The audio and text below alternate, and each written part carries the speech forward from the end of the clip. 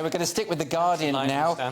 Nick, what is this? This about the prayer, the Lord's Prayer? Yeah, this is another shocker. So Lord's Prayer opening may be problematic, says Archbishop, and this is the Archbishop of York, who has claimed that there's patriarchal connotations. And we already saw a while back, they tried to say that the Lord's Prayer was a problem because it was gendered, because it was our Father, not our non-binary whatever. Now he's honing in on the patriarchal evidence. He said, I know the word father is problematic for those of us whose experience of earthly fathers has been destructive and abusive, and for all of us who have laboured rather too much from an oppressive patriarchal grip on life.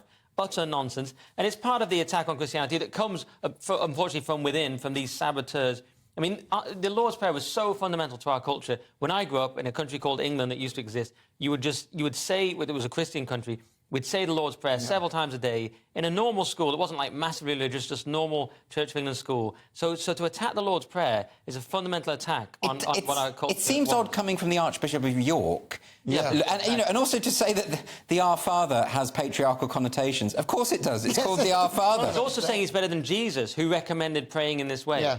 Right, Lewis, this is utterly bizarre, but it does just go to show that the Church of England has been completely captured by this woke ideology. Well, you're totally obsessed with captured, and maybe it is captured. It is. Listen, we've lost. We're on this, like, dying... I mean, this TV channel is booming, but basically we've lost... It's a lost cause. Absolutely not the case. You don't think it is, but No, I'm going to say this to you.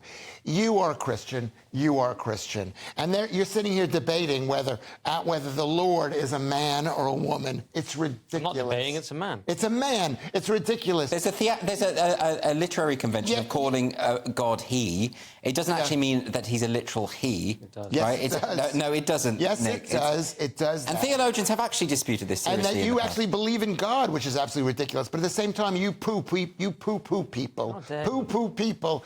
Yes, you poo-poo people who don't believe in the same gender realization as you do. When it's, to me... Lewis, you believe in God. You're Jewish, aren't you? You know what? I believe in it. Yes, I believe in a little bit of God. A little bit.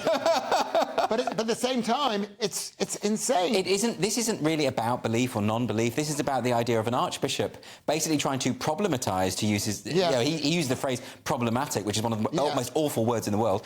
He's talking about his own prayer book being a problematic text. That, to me, is essentially ridiculous. Yes. I expect it from the crazy blue-haired activists. Yeah. I don't expect it from archbishops. I'm taking it one step further. I agree with you. It's ridiculous. You should have somebody in charge who believes in this stuff. But at the same time, God, I'm sorry, is ridiculous. For goodness. No, atheism is ridiculous.